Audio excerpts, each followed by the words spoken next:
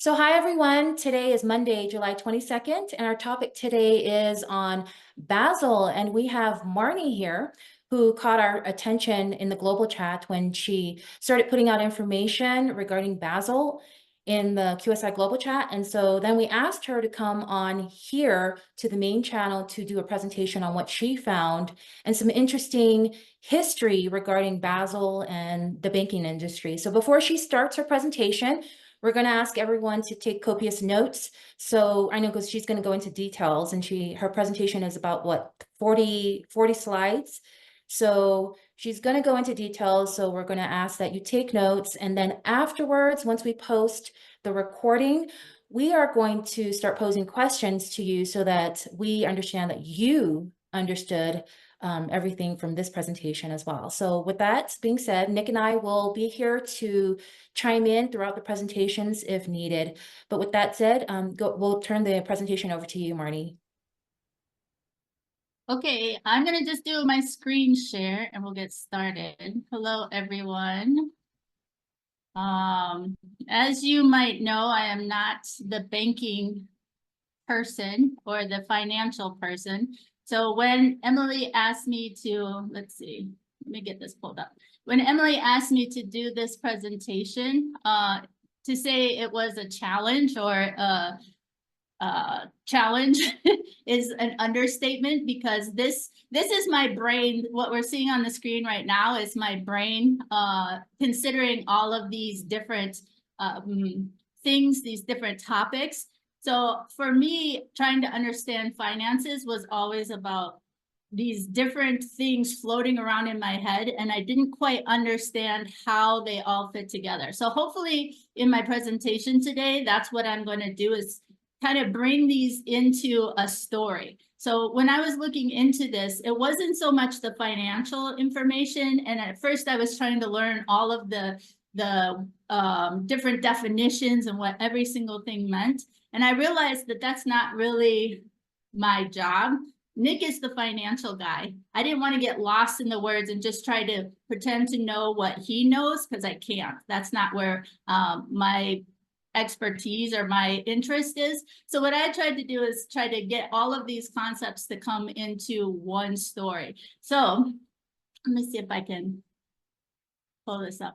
Okay, so my presentation is really about the history of banking, which will lead us to Basel III, and how Basel III ultimately is going to lead us into the bank self-imploding. But in order to understand that, I just want to start off with a little basic premise of what we know about money in the first place. So we've been taught, like, there's sayings that say time is money, and you'll hear that all the time, like, time is money, you got to go do it. You got to punch your clock, you got to get to work. So we equate time with money, but we also equate time with freedom, in the sense of, like, when you're doing time in jail, you know, it's your freedom that you give up. So really, to me, freedom is both time and money, ultimately. So what we're talking about here is, and with what's happening with the banks, is not just our money that's been taken away from us, but ultimately it's our freedom. And that's what I wanted to kind of lead into with that basic understanding. And before we can even go into that, I had to bring in my pattern recognition, because that's been a big part that's been really showing up lately.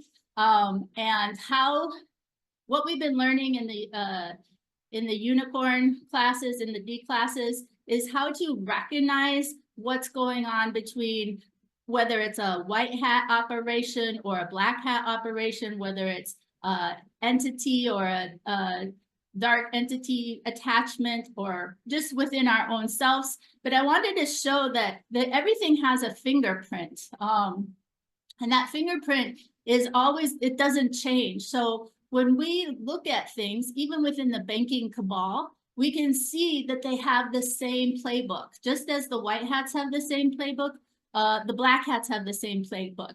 And that you can break it down really simple. And if you start to look at the pattern rather than what's being said, we'll easily be able to tell who's operating behind what organization, or what thoughts you might have. So I just am going to go through these patterns really quickly. I think it kind of ties into our call yesterday with what we were talking about, attachments and portals and dark entities. So in the cockroach or the black hats, they always have the same playbook. It's the kill, still, destroy, confusion. And I'm actually going to talk about that in comparison to the white hats or the light. Is on God's side, it's creation and transparency and truth, right? So, and clarity. So if things are confusing, oftentimes we know that that's not coming from the light, right? The dark wants to confuse us, and that's where, in banking terms, the reason why we're confused and so many of these things don't make sense is because they were not meant for us to understand. And so when I started seeing those patterns, I was like, oh, okay, you can tell that that's not meant for the people to truly understand, because it's confusing. A lot of these financial terms are confusing. So they're also meant to divide, where, you know, the light is all about unity.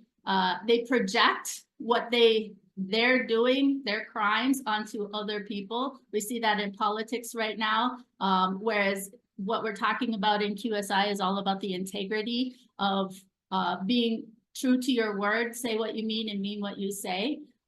They're about the false light. Everything is opposite. So a lot of that, when I was looking into these different organizations, these different banks, secret societies, a lot of it was they would project world peace. They were all about, oh, we're doing this for prosperity, we're doing this for your good, we're doing this to create world peace and these things. But in the background, they were the ones that were creating the wars, right? And we can see this, we can tie all of this into what we see happening in chat. So I just thought it was very interesting. They're all about ego versus humility, parasite value versus inherent value. So God's money, God's value is inherent in the nature. The value is in the thing itself, whether it's precious metals, commodities, whatever the case is. Whereas the cabal is all about taking the value from others. Secret societies to destroy, secret societies versus the secret societies to protect from the white hats. So both we've learned through our ICOs have secret societies, but we will see the very big difference in the intent in the secret societies. Black hats benefit themselves, white hats benefit the whole. Black hats are all about lack, white hats are all about abundance. Service to self versus service to humanity. Cabal banking and the fiat money versus stellar and assets and commodities.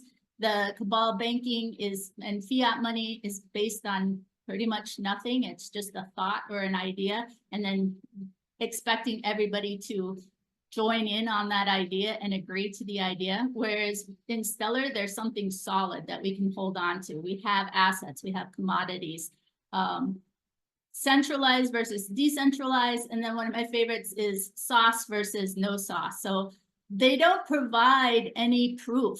Like Emily is always honest about do your own research. Everybody is talking about how we need to look into it for ourselves and actually provide the proof.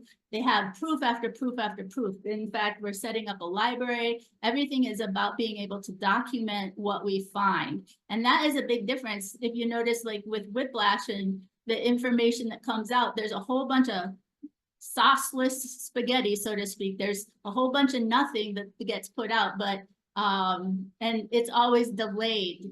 Oh, it's coming, you'll find out, just wait and see, you know, but there's no oomph to it. There's no sauce, right? That goes back to the Q and Anon days when they were like, where's the sauce? Provide the proof here. So the white hats, Emily, is all about putting, and QSI as a whole, we're all about do your own research, put the sauce on the spaghetti, make sure there's proof behind what you say. So those are the fingerprints. And I wanted to do that because I wanted to show whether it's in your own daily life or if it's in where you're paying attention to politics, entertainment, or even banking, there's the same thing regardless. There's a fingerprint to how the cabal operates. So this whole presentation is about Basel. So we're going to start with Basel and just do a very basic overlay of what Basel is. So the Basel standards were formed in 1974, and they were headquartered at the Bank of International Settlements in Basel, Switzerland. So the BIS. When I've heard those terms before, but I didn't understand what they were. So of course, going into this, I got a deep dive into it. And before I actually get into that, I want to mention that this is not a presentation for the financial savvy necessarily. This is for those of us that are unfamiliar with these things. So I'm sure there's going to be a lot that Nick and Ree will be able to add to fill into my gaps. But this is really for a presentation for those of you that are maybe not so familiar with the financial, and we're going to go through the history of money and banking. So the Basel Accords is a committee that creates Basel standards for bank regulation. That sounds pretty mundane, honestly.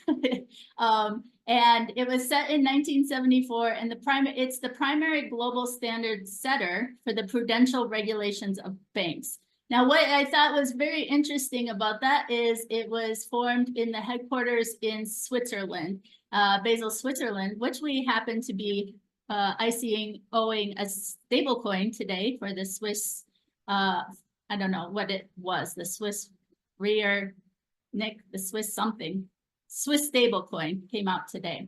But the fact that these banks are all, the BIS is a location where all these central banks have their basic headquarters, from my understanding. So I think that's interesting that we are ICOing a stable coin for them today.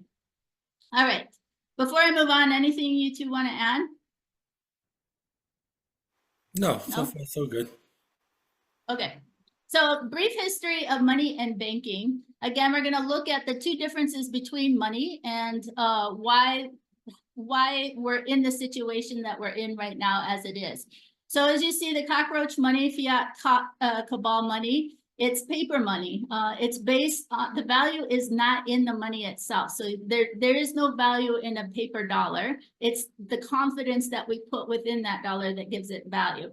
So no work is required to create that money. It's just printed more. It devalues in purchasing power over time. And it has this one I didn't realize, but it has 100% failure rate. So every time this system gets put out, it's always going to fail. And they know that. They know that from the get-go, that it's not a surprise to them. They just plan on closing banks and moving on and creating the next system. So we're going to be seeing some of that as play out in this history timeline. And then the final part is the government and the Fed determines the value. Now that should scare the mess out of anyone, because if the government and the Fed is in charge of determining value, we know right there that that's cabal, right?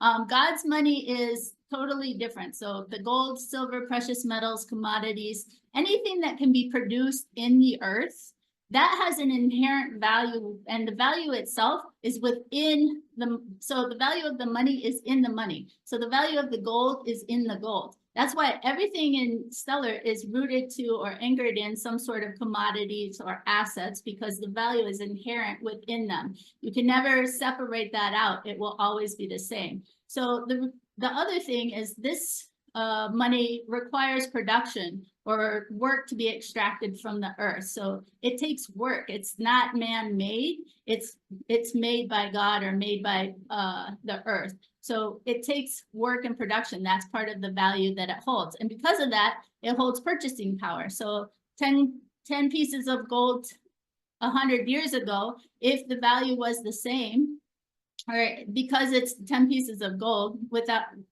set aside the fiat system that we're working in, but ideally 10 pieces of gold today should buy a house just like it would 10 pieces of gold 100 years ago. That's the purchasing power of it. So the value in it is inherent and it shouldn't change. But we've been dealing with some cockroaches, and so that isn't necessarily true at the moment, but we're getting our way back to that.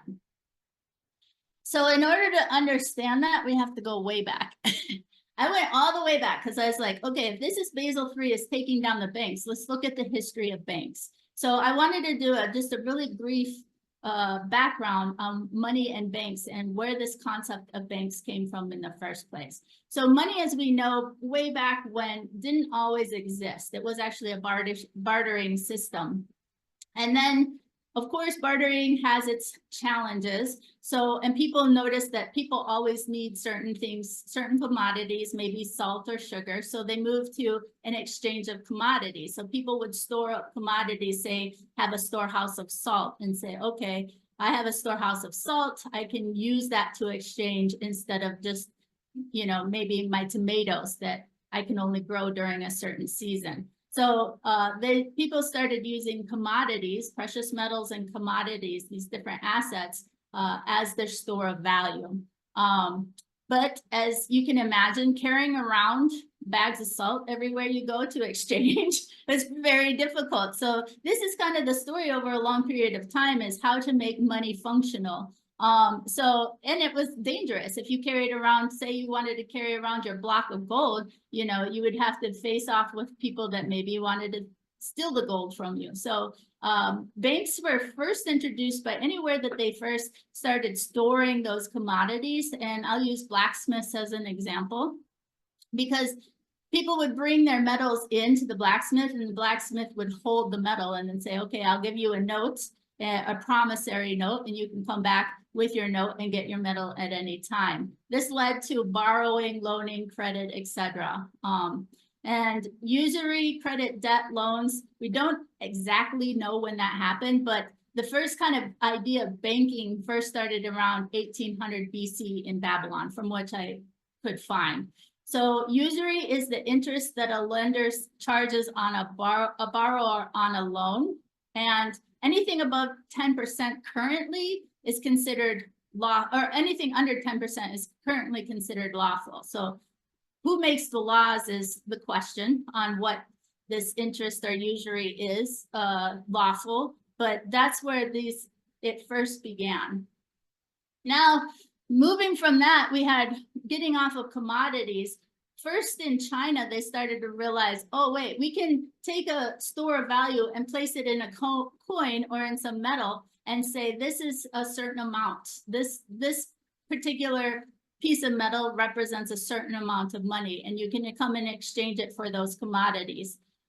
So that happened in 770. And I'm not saying that it was initially introduced at that time because people had been figuring this out around the world. It's more that it became more institutionalized at that time. It became more a common thing amongst people in a nation. So China was the first one to really use coins in that way. And then by 618 AD, they discovered, hey, coins are still challenging to carry around. Say you have 1,000 coins, you're not going to put that in your pocket, right? So they realized that paper was actually an easier way to transfer money. So they did block printing, and they called it flying money. What I thought was interesting is that it was the Tang Dynasty that first introduced paper money into the world. So they were initially used as receipts for value held in an account and redeemable for gold and silver. So you get your money. And this was, again, statewide or nationwide, not state, but nationwide. And it was a common institutional thing started in China. Prior to that, it may be localized, individual, but this became across the nation. So by 960 AD, the whole nation became institutional using these flying money receipts. Marco Polo was over in China during the 13th century, saw that that was a great idea and said, okay, we're going to take that same idea and bring it over to Europe. So Marco Polo brought that information, or the idea of using paper in an institutionalized way from China over to Europe. Is there anything you guys want to add yet? Continue on? No. Okay. All right. So this is what I thought was very, very interesting. 600 AD, China introduces money, paper money. And then from 600 AD to 1600 AD, there isn't a lot of information about what people did with money. Where did the information go? So a lot of people have done research into what this time period, and the evidence was mostly spotty and inconsistent, confusing, and difficult to make sense of it all. So for 1,000 years, nobody really knows what people were doing with money. So to me, that just screamed, if you read behind the scenes, that's our stolen or hidden or fabricated history of the perhaps Tartaria. That was my conclusion. But so perhaps during that time, we had a time of peace and prosperity. But as we know later, our history has been rewritten, and that part they kind of left out. They didn't think to add what was going on with the money during that time. So for 1,000 years, we just have spotty information, which I thought was very, very interesting, because that's a very long time to not know what is going on. Before I move on to central banks, anything you want to add? No, I think that's the only thing that really, a lot of the money that they were using at the time was based off of holdings of gold and silver. So that was kind of, started even in the Bible. The Bible talks about gold and silver many, many times. So a lot of the, even though they're using coins and paper, it's kind of a substitute for mostly gold and silver. That's it. Yeah, so everything that the store of value was mostly gold and silver after they got off of mostly the bartering commodity stuff. Okay. So now we're going to talk about the entrance of the central banking cartel, because up until this point, there had been banks, but the banks were all localized. They were all within nations, communities, that type of stuff. It was your neighbor, it was the guy down the street. But now we're going to start seeing where, the banks now become more centralized. So The creation of the first central bank happened in 1668 in the Bank of Stockholm. A guy named Johann Palmstruck, he said he innovated a process by issuing notes in excess of the precious metals held in the vaults. That was his great innovation. But this ended up collapsing the Bank of Stockholm. And they said, you know what, that's a really great business model. Let's repeat it. So they took that same business model and opened up the Bank of Sweden. And that became the first central bank in 1668. And then the Bank of England was like, yeah, we like that. And again, I'm talking about on the government and national level. So they're using that model now connected to the government and national level, and not just local banks. So Bank of England founded their first central bank in 1694. So you can see central banking went back to the 1600s. They've been working on this a very long time. Then, as we probably, many of you know, have followed these stories and gone down the rabbit holes into the Rothschilds. In the 1800s, late 1800s, Mayor Amschel Rothschild sent his 5 sons from, they were located in Germany, sent his 5 sons out into different locations within Europe to set up these central banks. So now it was not just in one location. Now the banks are starting to make ties to each other. Now it's not just in one nation and another nation has its own central bank. Now with the introduction of maybe, I would say the original, but they're not the original cockroaches. They're just a part of the long line of cockroaches. But now they're starting to expand their empire. So what was interesting to me about this was the 5 sons. So Nathan goes to England. 1 son goes to Vienna, Paris, and 2 to Italy. Well, we know now that England, the Bank of England, is kind of the central location for much of this banking cartel. There's probably a better way to put that, and I'm sure Nick will have a better way of understanding that. But Italy, the Vatican, we know that gold. They're the storers of all the gold, or at least a lot of the gold. So I think, in my mind, I think of the Bank of England as being the operations, and then the Vatican as being kind of the storehouse. I could be wrong about that. Nick, you have any insight on that? Yeah, no, that's correct. That's correct. Okay. So as Mayor Rothschild says, let me issue and control the money, and I care not who writes the laws. And we're going to see how that comes into place. The banks don't care about the laws or politicians. And we all know that already, but we're going to see how that starts to really play out. Around the same time, 1750, the United States and the Americas are very prosperous. And if you think about the timeline of the hidden history, late 1600s, right? No central banks yet. And then all of a sudden by 1750, America is a booming nation. As Benjamin Franklin says, it's impossible to find a happier and more prosperous population on the surface of the globe. So at this time, America without the central banks is doing great. But that didn't last too long, unfortunately. So, and I think that's probably true for all of the Americas.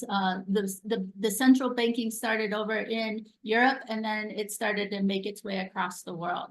So from 1773 to 1913, the US was basically in a back and forth trying to keep the central banks out of the United States.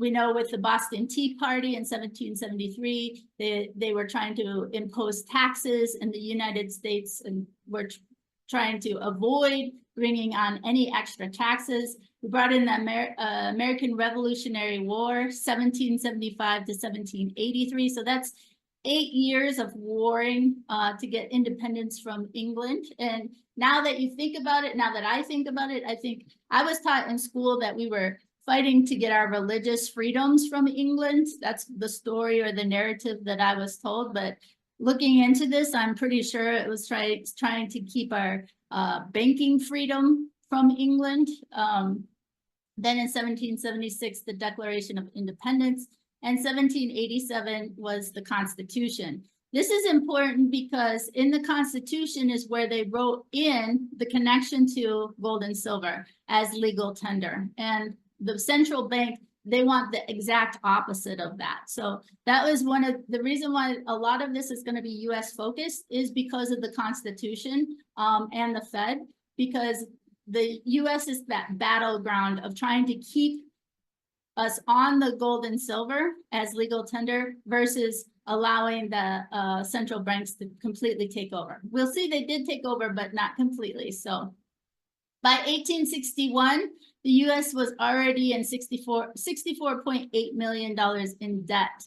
And then war started. So we know that they're really good about starting wars to create more money for themselves. So the Civil War of 1862 and 1863, Abraham Lincoln was very much in debt and needed money for the war. So in order to fund the war, he said, all right, I'm going to have to borrow some money from Britain and France or foreign governments. And that was the hook. That's the hook that got the central banks and Bank of England back into the United States. So he instituted an income tax, printed the first official paper money for the government. And that was how we got back on into the grips of these central banks. So as many people love Abraham Lincoln, that was his big old oops as far as this is concerned for our government. And then in 1871, the District of Columbia Act created the USA Corporation. So we can see for a very long time, this has been going on. And that District of Columbia Act is the part that created Washington, D.C. as its own separate city-state, I believe they call it, in 1871, that keeps it outside of the United States itself for rules and regulations, and made the United States a corporation. So that is when officially all three strongholds, we have the City of London economic, Vatican City religious, and Washington, D.C. military. So these three all are their own city-states. They're all not a part of England, not a part of Italy, or not a part of America. And that right there tells you there's the fingerprint. You know, they always have to separate out, be secretive, create their own institutions outside of what they're doing for everybody else. And so that is officially by 1871, all three of these had been established. And so I wanted to talk really briefly before we move on about the roles of secret societies in all of this, because a lot of these things are all happened in backroom deals. It wasn't brought forward and discussed as it should have been openly in Congress or amongst the people voted on, none of that. And we know that. We've been talking about secret societies and how everything that the cabal does, they like to faction off. It's like, let's take it, let's do it behind the scenes, let's make it secret. They don't need to know. And that's a very clear fingerprint on shady dealings. So if you look at the dates on these, a lot of these secret societies happened or started in that late 1700, 1800 timeframe. Some of them, of course, started before then. They were planning for a long time, like Freemasons or the Jesuits, for example. But there was a lot of figuring this out in shady backroom deals happening beforehand. What is interesting is we're very familiar, most of us are very familiar at this time with a lot of these names. We know the Illuminati, we know the Skull and Bones, Fabian Society, Hermetic Order of the Golden Dawn. Now that one stuck out to me because we were dealing with that same thing now in QSI when we were dealing with the SOMI situation. We saw that same kind of information coming up, and those are secret societies from hundreds of years or over 100 years ago. So the cockroaches that we're dealing with then are still trying to infiltrate now. And that's the thread that I started to see coming through, is like what we're working on with Stellar. Those origins started a very long time ago. These plans have been in motion for a very long time. And that made me want to just point out the Fabian Society. Now, the Fabian Society isn't necessarily connected to money. They're more politics and media and education, but their mascot is a wolf in sheep's clothing. So they always tell you what they're up to, right? Like they make that their mascot. And then they were like, oh, wait, that's way too obvious. Let's change that to a tortoise. And the thing that got me about the tortoise is you'll notice they're really willing to take a long time for these plans. They're not pushing the plans in right away and like, let's get going. You'll see a lot of these plans, on both sides, white hat and black hat, take decades. And that's another thing. People have short memories. So they a law will pass and then 10, 15, 20 years later, they'll enact the next piece of that law or the next phase of the plan. So I wanted to just point that out, is that a lot of this took a very long time. And Fabian Society in particular pushes socialism. Socialism is communism. Communism is Satanism. And so again, that blueprint or that fingerprint is the same. But on the other side, what I thought was really interesting when I was trying to think about it is, how many white hat secret societies can you name? We can name a whole lot of black hat ones. They're all over the place, but I can't. And that made me think, well, maybe that's because they're off planet or at least some of them are off planet and they've been planning in the background. But you can be guaranteed that they're on, that the secret societies are also, white hat secret societies have been working in the background as well. Anything you want to add, Nick? Yeah, just in terms of what Lincoln did in during the Civil War was actually he went to the Rothschilds for money because they needed money obviously for the war. But the Rothschilds wanted to charge him like 30% interest. So he got pissed off and said, okay, I'm not going to do that. I'm going to issue out my own currency known, it was called greenbacks. It was actually the first fiat currency that was issued because they didn't have the gold and silver to back it, obviously. So they issued out their own debt-free currency. Obviously, they did take the debt up substantially by hundreds of millions of dollars, if not billions. But it was us who actually issued out the money. The Rothschilds didn't like that, and obviously they killed Lincoln. So that kind of put an end to their dilemma.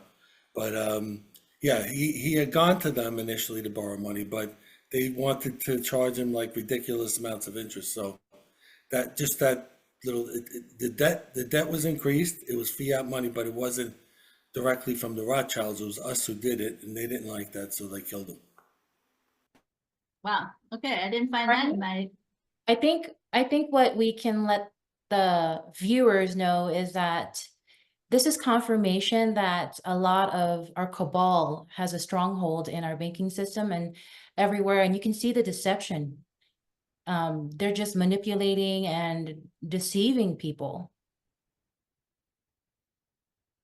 Yeah, I will show it later, but what is really interesting is that they use words like securities, confidence-backed, full faith-backed money, and it's just the opposite. It's exactly the opposite. They just are going off on your faith that you believe that there's value in their money, and they put that in the name. They'll call it securities, but there's nothing secure about them, is what I was finding, is that they devalue over time. So they have that same fingerprint over everything. And that's what really interested me about the whole story, is that, oh, it's not all these parts that are floating around. There's actually, it comes together and it makes more sense when you can see the web that they've been weaving over time.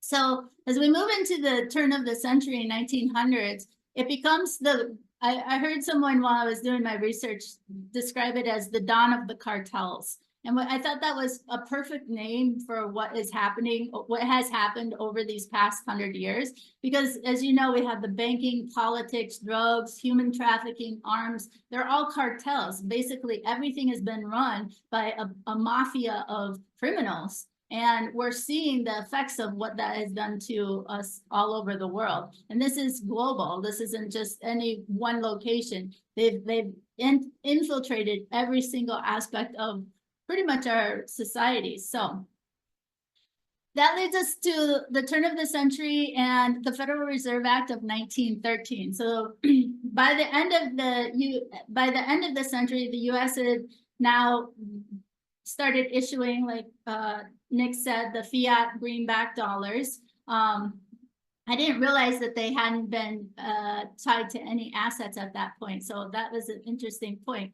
And in 1913, there was 6 men that gathered at a place called Jekyll Island in Georgia to start the creation of what we now know as the Federal Reserve.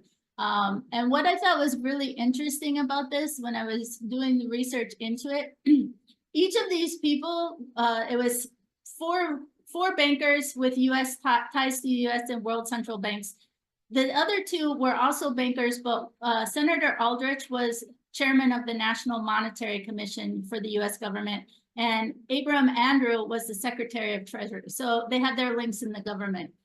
And what I thought was really interesting about this was they went to great lengths for this to be a secret meeting, because at the time, everybody would leave out of one station to go, say in central, New York Central Station, and the newspaper or the reporters would hang out at the station to see who was coming and who was going and what they were doing. And each of these people were under direct instruction to keep where you're going and what you were doing private and secret. So they went to great lengths to make sure that this was a secret meeting. Well, we'll understand why. I mean, at the end, it was the biggest crime of all in all time that they created in this one single meeting. So 6 men get together on Jekyll Island, and what we have is bankers creating legislation to solve the banking issue, because at that point, the United States was in deep debt from all the different wars.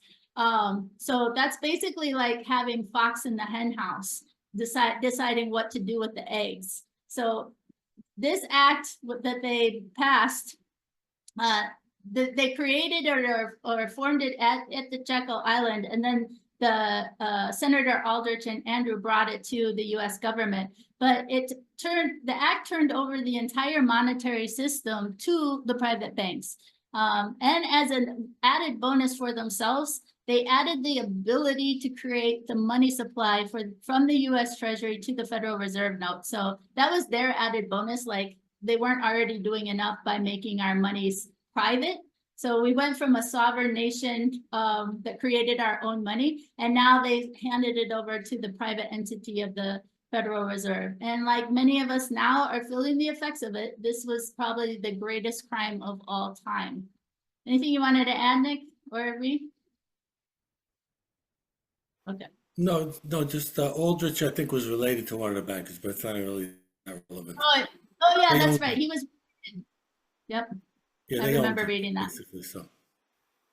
Okay, it's all in the family. I mean, that's the other thing. There's if you go back, you'll always find that there's some connection where they keep it all in the family. So whether they're in the government or in the banking industry, they're all tied together. And we've seen that with all the research. We see all that with the politics in the media. They're always usually married. A politician is often married to a media person. So we've seen that happen over and over again. So 1913, the Federal Reserve is created. 1914, we move into World War I. And what was really interesting when I was doing the research on this, World War I just kind of started out of something not significant. It was a setup or a plot that happened in Hungary. And then all of a sudden, pretty much the world goes at war, right? I'm not going to get into the details of all that. So 1914, major war. Well, you know, wars fund banks. So it's interesting that the Federal Reserve starts in 1913, and then right away we move into the biggest war there is. 1917, the Bolsheviks move into the Bolshevik, they call it revolution, I call it the invasion in Russia. It starts in October of 1917. At that point, Russia is another place that had been keeping the central banks out, as we now know with Ivan or Tsar Nicholas.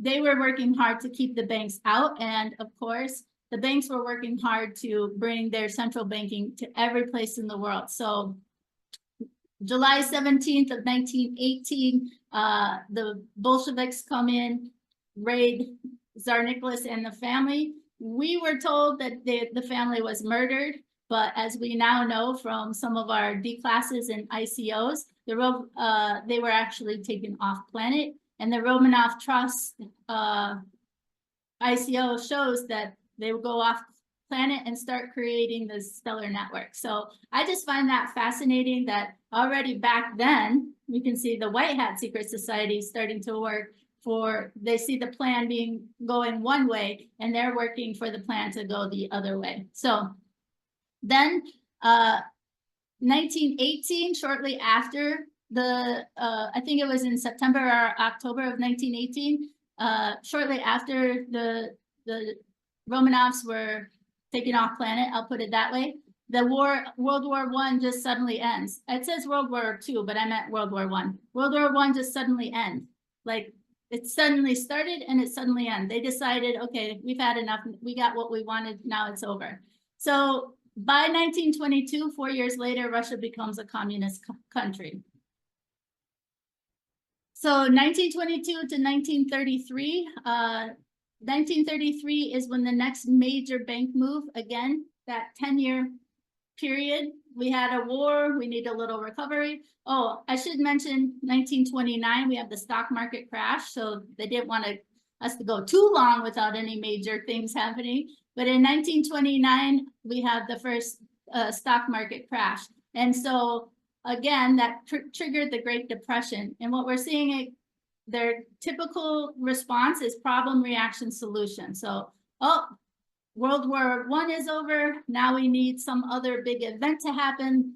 1929, the stock market crash happens. There's our problem. Okay, well, we need the world goes into the Great Depression. Now we need a solution for that. So the response to the Great Depression was FDR terminating the export of gold and making it illegal to hold gold or bullion certificates. And they said that it was because this US citizens were hoarding gold, which I just find hilarious that we were the ones that they blame it on us, that we were the ones hoarding gold. But in reality, we know that that's not true.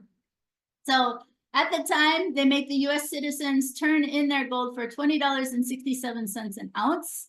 And this is the beginning of the end of the gold standard in the USA. So this is the beginning. It didn't totally take the US dollar off of the gold being pegged to gold because it was still pegged to gold, but it devalued it greatly. And so it was just the beginning of us getting away from being an asset-backed currency into more of that fiat-backed or fiat currency. Then 10 years later, next phase of the plan comes along, the Bretton Woods. So in 1944, 44 different nations meet in the formerly known as the United Nations Monetary and Financial Conference. They always like to give themselves big, important names. So 44 nations meet in 1944, and this was, I think, New Hampshire, USA. Oh yeah, it was in New Hampshire, Bretton Woods, New Hampshire. So at this meeting, they pegged the US dollar to gold at a fixed price of $35. So they take the gold from the people and give them $20, and then they fix it to $35 for themselves. Nice inflation that they did for themselves. I thought that was very, very ingenious of them. So at this conference, this is where the US becomes the world reserve currency. This is where they decide that we're going to make the US dollar dominant. So now we have the Federal Reserve, and now the US dollar becomes dominant and becomes the world currency. It establishes the World Bank and the International Monetary Fund. So both of these were established at Bretton Woods. And again, those are those words that float around and you don't know where they come from or what they do. Oh, well, they're tied to Bretton Woods. And their goal was peace and prosperity. That was the goal of Bretton Woods, which, you know, right there is a good indication that we're dealing with some shady business. Shortly after that, 6 years later, the Treasury Fed Accord agreement happened. And that was their, this isn't necessarily connected to Bretton Woods, but there's so much information that I just want to add this in. that the Treasury Fed Accord agreement is where they decided to separate government debt management from the monetary policy. So it basically laid the foundation for what we know as the modern Federal Reserve, meaning that they decided, oh, we don't want to be connected to the government for your own good. We're not going to connect ourselves to the government policies. We'll make policies and slide them in the back door, but we need to make an official accord saying that this will benefit everybody if we separate ourselves. So that was them pulling out from any kind of control or attempted control by the good guys in the white hats in the government at the time. Marty, I just want to step in for a second. Just to go back to when you were talking about the 1933 and the confiscation of gold, which was really a crime, basically. But the preface to that was that actually we owed billions of dollars to the Rothschilds, basically. And the money and the loans were due in 1913, which happens to be the year the Federal Reserve got started. What a coincidence. So what they had said at the time was, we'll give you a 20-year extension of loan if you allow us to form a privately held central bank. So it was either go bankrupt as the United States or allow them to start the Federal Reserve. So they did that, and they extended the loans to 1933, which is what you mentioned in terms of them confiscating gold. So in 1933, it came up again, and they said, okay, you now owe us the the money, and we didn't have the money, obviously, because they made it well, you had to pay actually in gold and silver, of course, not their money, their funny money, but you had to pay it back in gold and silver in order to pay back the loans. We didn't have that. So actually what the president did was he declared the country bankrupt. He dissolved and they closed banks. They called it a bank holiday, but basically the banks went all insolvent. And then he seized all the gold because the Federal Reserves had to, at that time, had to have gold in order to back the money. So they didn't have enough gold to back more printing of the money. So basically they concocted the scheme where they took all the people's money all the gold from the people in America, and they gave it to the Federal Reserve and paid them, like you said, $20.62. Immediately after, they raised it to $35 so that the Fed would be able to print, since the value of the gold was much, much more, they could print 60% more in terms of the money than they could before. So it was really a crime of the century. And the United States was taken off of the gold standard, meaning we could not exchange any of our money, but the international world still had the ability to exchange some of their dollars for gold. So we got screwed, basically, where we were taken off the gold standard, but there was a partial gold standard still left for the rest of the world. So I just wanted to clarify that because that's a significant point in this whole story. Yeah, and it's interesting that they know the value of gold. They know how important gold is, right? Like that. The higher the price, the more money they can print. So they raised it right away. As soon as they took it from us, they raised it up to $35 from $20.62. So that the Fed could print a lot more money, and they can make more money by lending it, and the cabal continue to churn out profits and money. So yeah, it's actually quite sickening when you think about the extent to which they've gone to do all these things. All right, so that leads us to World War II. So we're kind of jumping around a little bit, but hopefully trying to stay within, because there's so many different things going on. I'm trying to keep it within decades, so to speak. We go into World War II, 1939 to 1944. This is after World War II is when we begin the Cold War with Russia.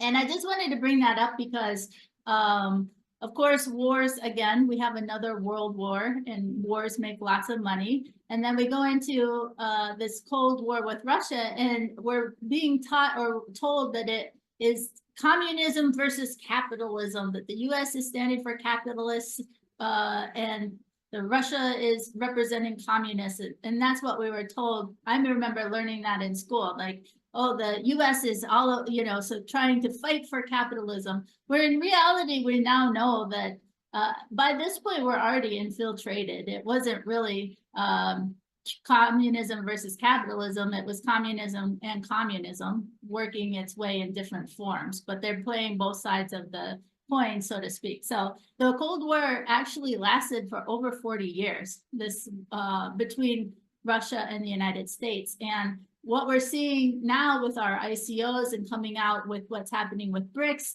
all of this stuff starts making more sense when we understand the history from before of how these different nations were treating money and what was going on behind the scenes. Of course, the story is way bigger than what I'm able to put in a slide or even this presentation, but I just wanted to mention that.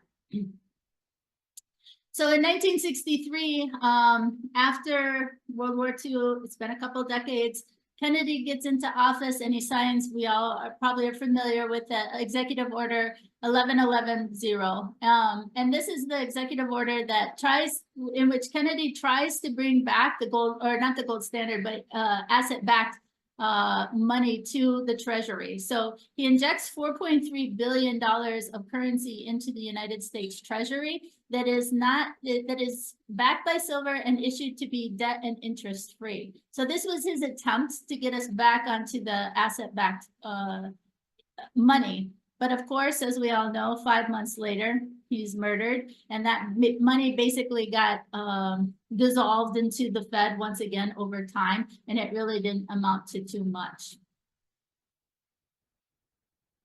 Then 1971, 10 years later, so you're seeing a pattern here. About every 10 years, these things start happening. Nixon closes the gold window. So this is where we truly get into the fiat money, where by 1971, the US owed foreign nations way more than it had in reserves. So to fix the problem, Richard Nixon closed the gold window, which meant that the US dollar no longer had any connection to any asset-backed commodities, gold, anything. So that was what moved us into fiat money. And as we know, fiat money is just funny money, just printed money. So US dollars fiat printed out of thin air. In 1973, he also made a secret behind doors deal with Saudi Arabia to back the dollar with oil. But that was never anything official. So when you go and look for any information on it, they won't actually admit to that, but that's pretty much exactly what happened. And as we know, the deal was able to be made because Saudi Arabia is a major hub for the child sex trafficking. So everybody got what they wanted out of the deal, so to speak. And the US was allowed to print dollars for oils, which was part of the Cold War advantage for the US in the Cold War, because Russia had to mine for their oil. And so when they mined, it took more resources to actually gain those dollars versus the US, who could just print and get the money and get the oil from Saudi Arabia. Nick, Nickery?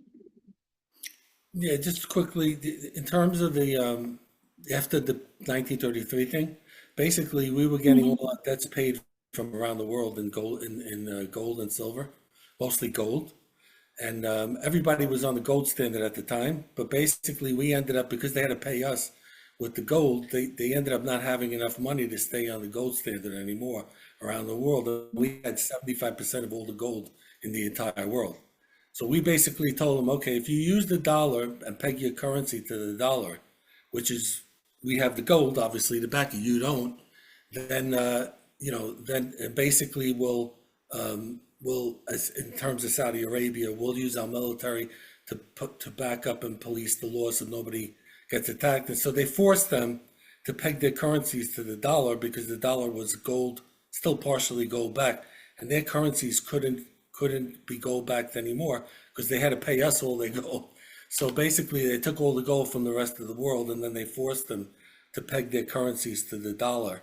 And that's why you saw, that's why we became the reserve currency. And then Nixon, as you said, when they wanted to redeem their dollars for gold because they saw that the dollar was dropping in value, then he pulled the plug and said, no, you're not converting anything. You're not getting any gold. I'm taking it off completely of the gold standard. So he basically screwed the world like he did in 1933 to us. So it wasn't just the US that got screwed over these deals, the rest of the world. We got screwed first, of course, because we're the people. So we got screwed first, and then he screwed the rest of the world by pulling the plug in the 70s. So all the shady deals that's back end behind closed doors deals, this is the ripple effect of all those deals, basically. All right, so now moving into the Basel Accords, and this is where the good guys start swooping in, at least from my understanding. I got really excited when I started reading about the Basel Accords because I didn't know anything about it. When I posted that in main chat, I had just read an article that was posted in our local forum, and I think the article was actually posted by Jill on main chat. And then it got passed down and I said, okay, I'm going to start studying, right? I need to know what this information is. And I read it on the Basel Accords. So this is, and it just happened to be the rabbit hole of all rabbit holes that ties so much of this together. So the Basel Accords were founded in 1974. So like I mentioned earlier, it was the Basel Committee on Banking Supervision out of the BIS in Switzerland. And it was a set of international banking regulations. And what I thought was really awesome about this, so 1971, Nixon gets us off the gold standard. And then 3 years later, the Basel Accords start. So, and it's coming out of Switzerland. It's not coming out of the US. It's not coming out of the Fed. It's coming out of basically central location for the world banks. So we're already seeing the white hats starting to infiltrate, like Emily says, the black hats infiltrate and then the white hats infiltrate the black hats, right? So we're already seeing the white hats starting to infiltrate and bring us back to where we are today. And so the Basel Accords, the way that I see it, is really our gateway back to getting off of the central banking system and back onto the gold or commodity-based, asset-based money. So 1974, the committee forms, but they didn't actually put in any regulations until 1998. So already 14 years later, it took 14 years before they actually started to put in any regulations. And I think that's really an important point, is that they can't just come in and say, hey, we're going to start with some regulations. We see that you're off the gold. This isn't going to work for us. We need to start taking care of that business. They gave it time.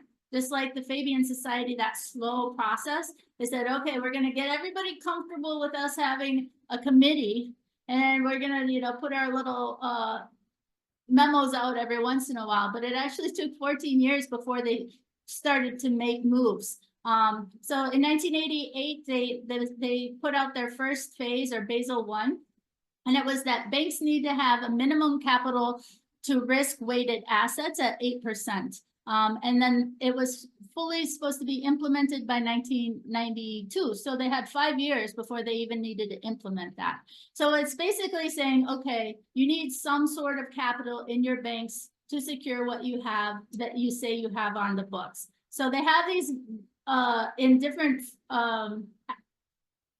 they're what are called risk-rated assets, They're what are called risk-rated assets, and there's low risk, medium, or high risk, right? So low risk is cash and bonds, and that's a 0%. Medium risk, mortgages, is more medium, and that's 10 to 50%, and high risk is unsecured loans, and that's anything above 50%. And so they said, okay, you need to have some of these RWAs in your bank to prove that you have some capital that matches your books.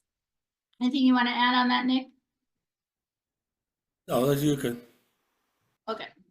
So at that point, 1971 to 2013 is the era of the sugar daddy, is what I'm calling it, because now that the US and the Fed, they're off the gold standard, and they're kind of go wild with, bringing in money and making policies that serve this is basically the era of the cabal sugar daddies. They were very,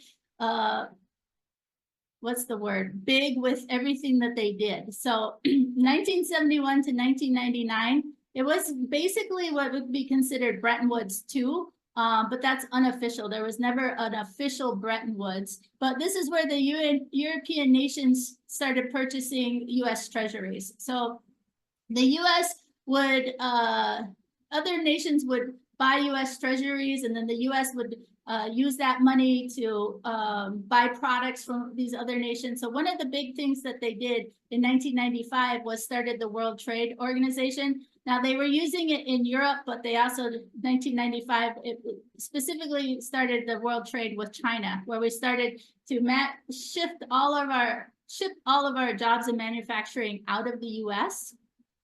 And so it began this cycle where we shipped our jobs in manufacturing out of the US, and then China would ship us products. We would spend our money on their products, so our money would go back to China, and then China would use our money to buy US treasuries. And so it became this cycle in which the US was basically selling itself out. As far as that's a very simple breakdown of it. But we had a bunch of sugar daddies all over the world, basically buying our US treasuries, and everybody was living the high life of in the US stock exchange and such.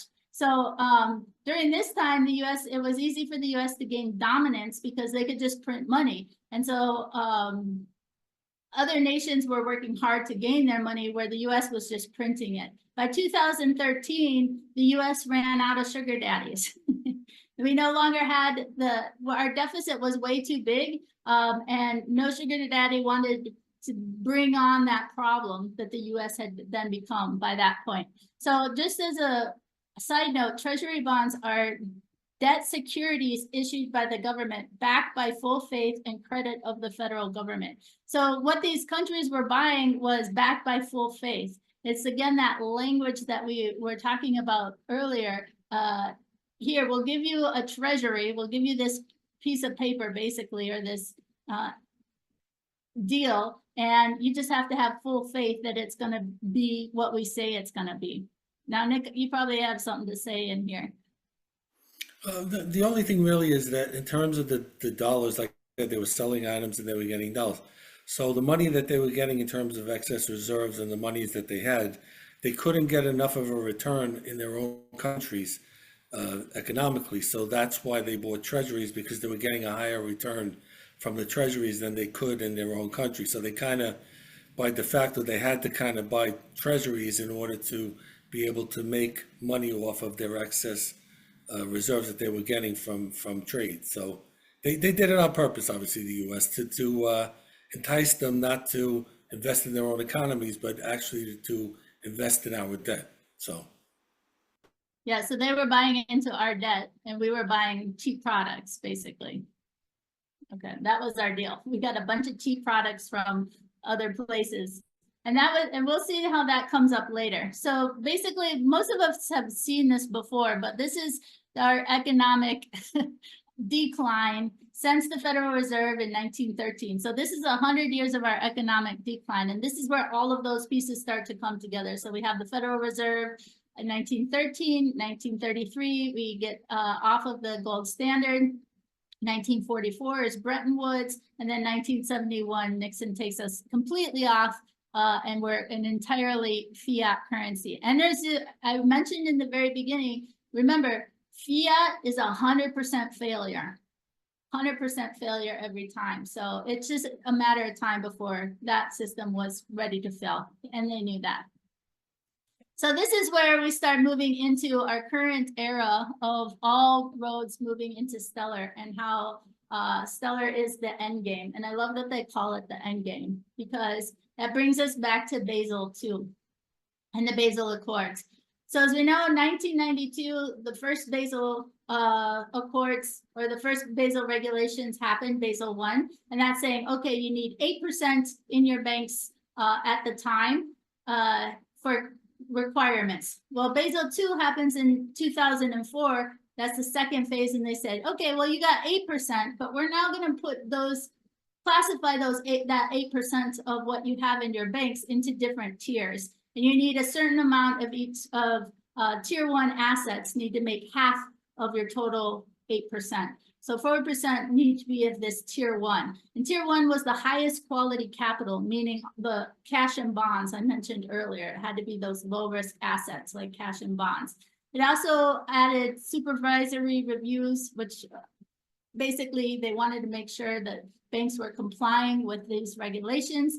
and market discipline, encouraging transparency. So you can see, obviously, they're encouraging transparency from the banks. This has got to be a white hat operation, because what we talked about in the beginning, it's all about transparency. They want to know what's in the books. They want to know what the banks are doing. They want to make sure that you're complying. This is all white hat infiltration into this organization. In the same year as Basel II, now I find this fascinating, in the same year as Basel II, we introduced ISO. So ISO 20022 is also introduced in 2004. So Basel II comes in, says you need a certain amount of capital, and it needs to be a certain quality of capital in your banks. And then on the other side of that, we start introducing digitizing or electronic data interchange between financial institutions. So this is the beginning of getting us off of the SWIFT system, the beginning of the end for the SWIFT system. So that we can already see this, the white hats working in the background. They might at the time have seemed not related for most people, but it's very related. They were getting the dollars or the money backed, and banks being held responsible for what they're holding. And then they're also starting this path to digitization. So it's paving the road for blockchain, digital assets, and tokenizations with the ISO, both happening in 2004. And then, as we know, in 2008, Satoshi Nakamoto introduces the blockchain technology, and Bitcoin is introduced in 2009. But again, Bitcoin backed by nothing. So, but I actually, and maybe that was the trap that was being set, because that's their language. Oh, something that's backed by nothing sounds good to me. So I think that was the trap that was being set by when they put Bitcoin into action in 2009. And then, as we know, Stellar came onto the scene in July 31st of 2014. So the stage is being set for the old monetary system to be taken out and the new monetary system to be coming in. So the Basel III is where we're starting to see taking out of the banking system, and then behind the scenes, we're laying the foundation for the new Stellar system. And with that brings Trump in his presidency, in which he started to really put a lot of things into motion to start to separate the world from all of these shady deals in many different ways, as we're familiar. So from 2017 to 2020, Trump did many things to start to separate the U.S. and the different factions from all of the shady back deal cabal institutions. So as we know, the capitulation tour, which he went around the world, and we saw him meeting with all those major head of states for the different reasons. During his presidency, he also levied tariffs on the WTO, that World Trade Organization. So that was the kill shot to kill the trading deals and received for treasuries that was happening with different places such as China, and as well as the USMCA, which is another deal that overrode sending all of our jobs and manufacturing out from NAFTA, as far as I understand it. So he redid those deals where we weren't getting such a shade or a short end of the stick kind of situation.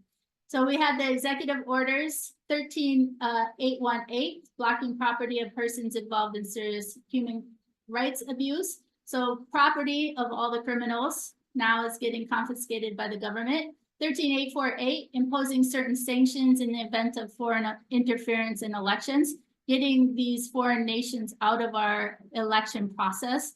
And then 13959 is addressing threat from security investments that finance certain companies in the People's Republic of China. Now, honestly, I don't quite know what that one is. Nick, you got any information on it?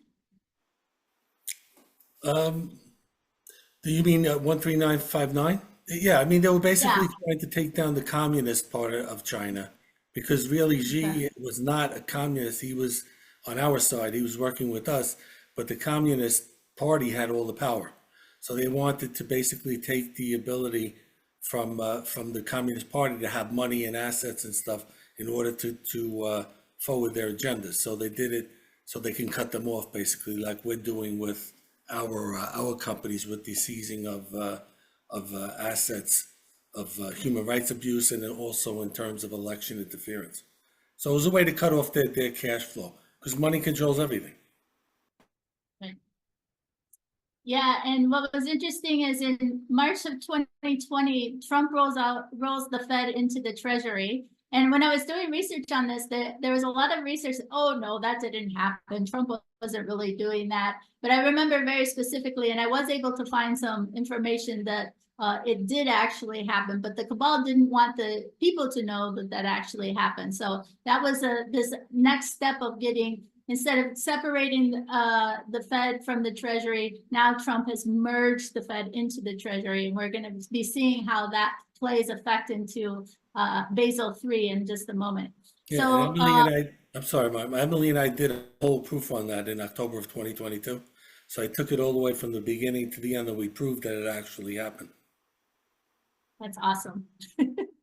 And then June 9th, just of this year, you might remember hearing what is called Project Sandman. The U.S.-Saudi security agreement expired, which means that signifying that Saudi oil no longer pegged to the U.S. dollar. So again, because it was behind the scenes, they said, oh, that's not official. The U.S. was never really officially pegged to the Saudi oil and all this, but in fact, we do know that it was, and by not signing this agreement, that means that the US dollar is no longer pegged to oil.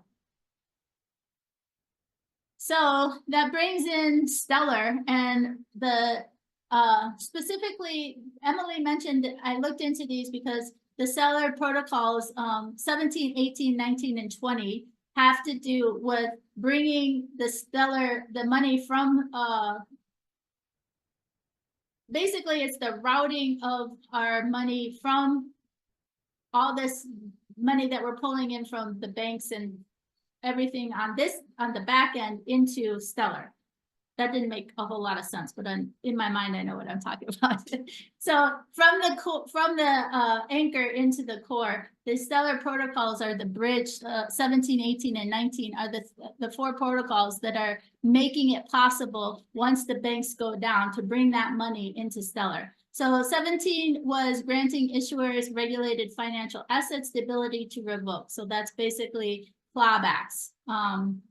Protocol 18, enabling the creation of automated market makers on Stellar. Stellar Protocol 19 is creating payment channels.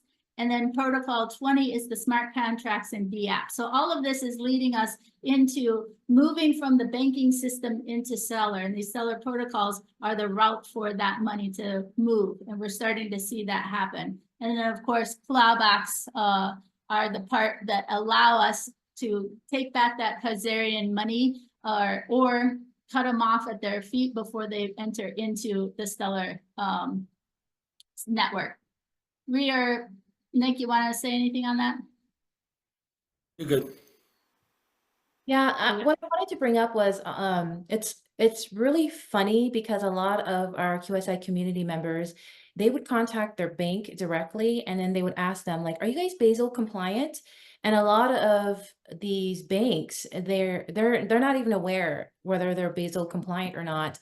And so if I know that one of our leaders went to a bank in Australia and asked one of the banker if they knew that they were Basel compliant, and they had no idea, as well as they didn't know anything about digital assets too. So it's funny how in certain areas and certain people in positions may not know what's going on, or and maybe people in different positions know more than what's going on in the banking industry. Yeah, that goes with that compartmentalization of how keeping only those in the know that need to know, basically, and the people that are working and being the front of the organization don't necessarily know what's going on in the background oftentimes. We went to our bank and asked if they were compliant, and they had no idea. So it's very true. Not very many people even know about Basel, even in the banking industry.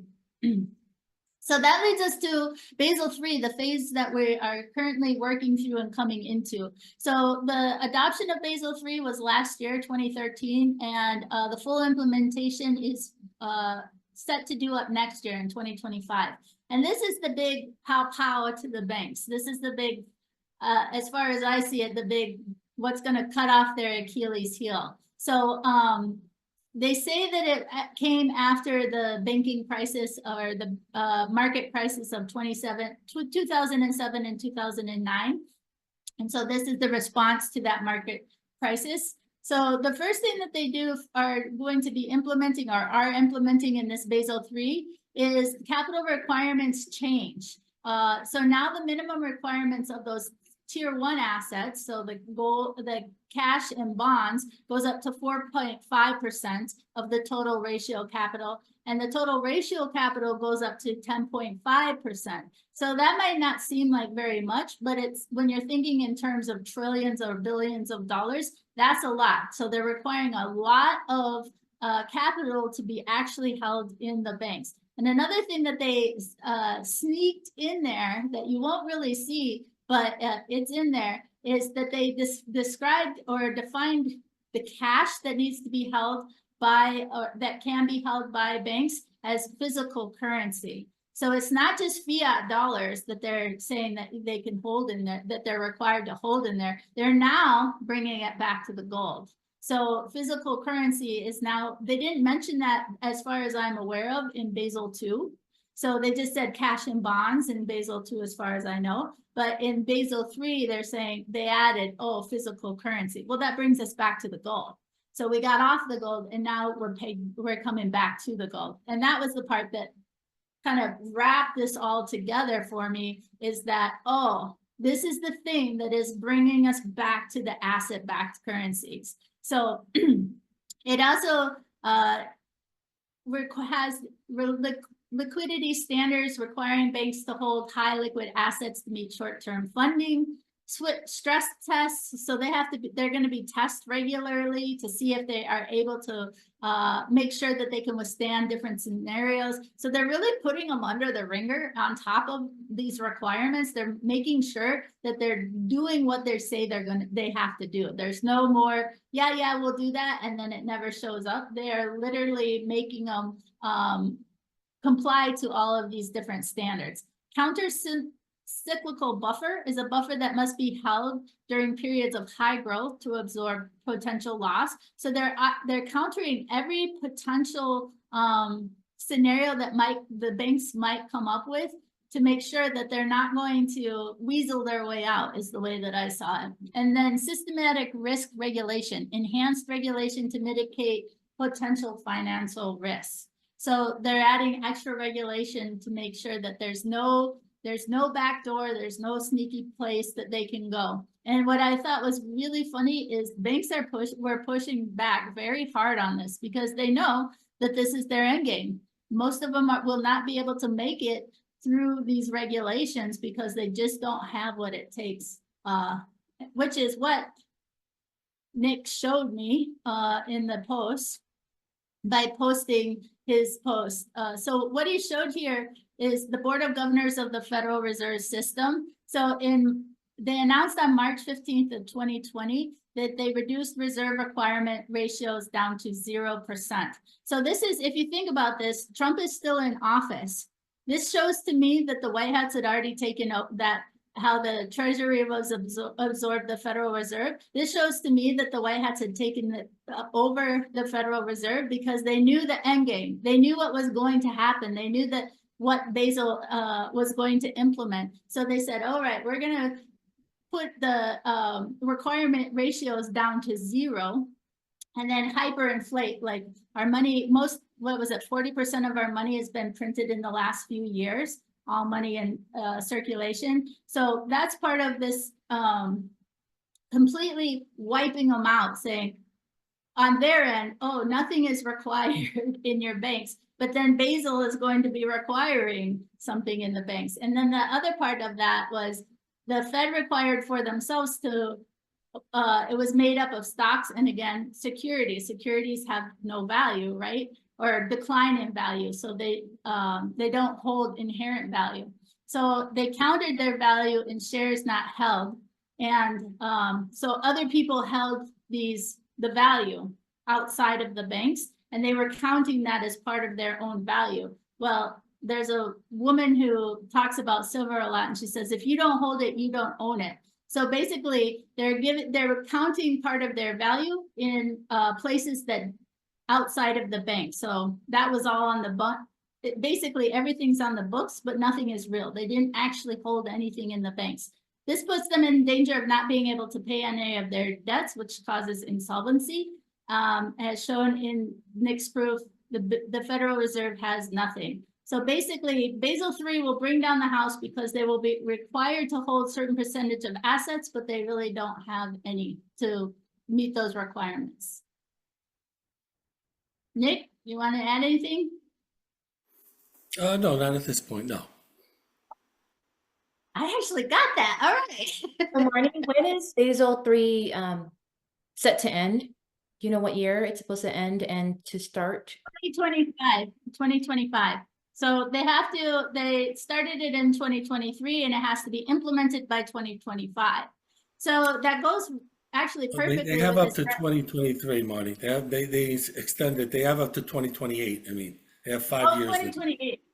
Yeah, That's right. They did. Trying to stave off their death. Yeah. Initially it was 2025, and then I forgot to add that, but they did. That's right. 2028. But with that is now Bretton Woods. So as we know in the past, Bretton Woods was the black hat operation that fixed the U.S.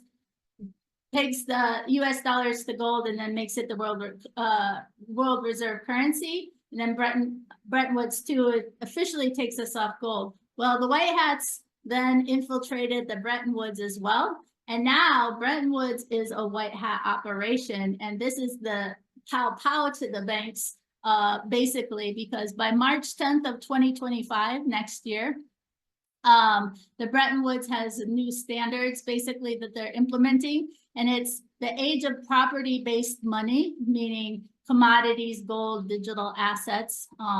Sanctions placed on Russia during the war with Ukraine showed that the fault in the system that existed with the sanctions. So it's this move to deglobalization, and each nation moving into autonomous nation where the national goods and services comes from the nation itself. So we're seeing this BRICS now starting to shine here, being put in this new world monetary order, basically is what they're calling Bretton Woods 3, in which nations now take care of themselves, and we're not exporting all of our goods, services, and money all around the world. We're interchanging, or we're interacting with each other, but our goods are based in our own nation for the most part. So Emily had written this about Bretton Woods. She said, Russia's partial banning from SWIFT leads to the beginning of the new monetary regime, a Bretton Woods 3. Now we are facing a world where there may be sharper focus on outside money like gold and other commodities as countries boost their reserves. So basically, each country is going to be responsible for their own reserves and their monetary system. As we move away from this US dollar dominance. And that's basically the end of an era of the fiat dollar, the end of the SWIFT system. And that is how we take down the banking cabal. So between the Bretton Woods 3 and the Basel 3 and moving into Stellar, now we're moving back to a system that is based in real world assets. It's immutable and transparent, safe and secure, decentralized, benefits everybody, and creates that freedom. And as we are now studying and learning, it's our God-given system as we move into the Stellar. So we're very close to this ending of the banking system as we move into Stellar, but it's also gives a lot of insight and background into why we're being infiltrated so much and being fought so hard, because the system is so important that we're moving into. And of course, they're going to try to bring or infiltrate and take over the system in any way they can. So that's why the education and informing ourselves, so we know what's going on and how we got to where we got in the first place, I think is really important, so that we don't continue that cycle and cut it off before it even enters into the stellar system. So that is my presentation. Banker Nick or Ree, if you want to add anything or questions. Yeah, Ree, you want to comment first? Because I'm going to just cover a couple of things that I took in terms of notes or. So I wanted to bring up what Bretton Woods 3, and you can find more information about this in our QFS proofs. If you go in there, and there's a really good video about what Bretton Woods 3 is, but it's basically it's ordering the government to not overprint the dollar and the paper money. And so basically these dollars must be backed by gold, either physical metals or commodities. So basically, Bretton Woods 3 is the standard that was supposed to have been over to make sure that we are gold standard. And if you want to get more information, you can always go back on the posts in the QSI chat. Well, no, the announcement channel, and get more information about Bretton Woods 3 as well. But a lot of this is connected. The Basel and Bretton Woods 3 are all connected. And it's funny how we came from deception, and it started with cabal, right? And then now the White Hats wanted more transparencies with putting in these regulations that are in place in the banking industry as well.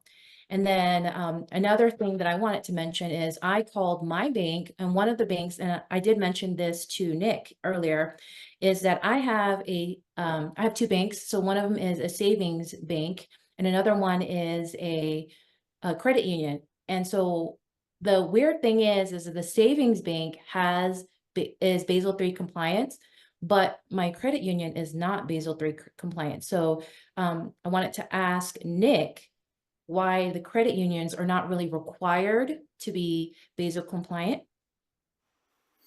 Yeah, I mean, the credit unions are not technically banks. They're financial institutions that were created by the unions themselves. So they're not subject to the requirements of Basel III, but actually they want them to become, and they let them know that they're going to have to comply with Basel III requirements, which probably many of them won't be able to do. So they'll end up probably getting swallowed up by another financial institution or just dissolved, and they probably won't be in existence going forward because they don't have the capability really to comply with Basel III standards. But they weren't subject to it initially, but they've been given notice. Basically, you're going to have to do it, or go out of business, basically. Does that mean, do you think that the co-ops or the community banks then will turn into more of like banking centers, or what they call those, what were they were saying for a while they were going to be like financial centers, or wealth management centers, and that's that. wealth management centers. Yeah, it's all a function of consolidation because they don't want to have 2,000 or 5,000 different banks all over the place. We only need a few. And as long as we have a few that we control, that's all you really need. So you notice a lot of the local banks have been swallowed up by the big banks because they just, they acquire them and then they make it part of their organization. But, they've been changing their names from banks now to wealth centers because of what's going to be coming, that they're not going to be able to do the business that they used to do in terms of lending money and all the traditional businesses that they use to steal money from us. They're not going to be able to do that anymore. So the only thing they'll be able to really do is help us transactionally with what we want to do on the blockchain with transferring money, or how do I change this money to the yuan. So they're going to be more a service-oriented business with no proprietary businesses. And so they're trying to position themselves to stay alive as, wealth centers to help people, guide them in terms of how they can handle their money and how they can help them in terms of their transactions. But it's not, people are going to get paid basically by the hour. It won't be any more proprietary stuff. All the money is basically made from lending and creating money. All that's gone. So the only function they'll really have temporarily is to help us transition over, and then eventually they'll go away because we really don't need them. We won't have the need for any banks or a central bank because they're not going to be involved in the process of creating money, monetary systems, policy, and all that stuff. So they're going away. But you can't take them all away at once, otherwise people will freak out. So you got to kind of phase them out over time and make them less and less relevant.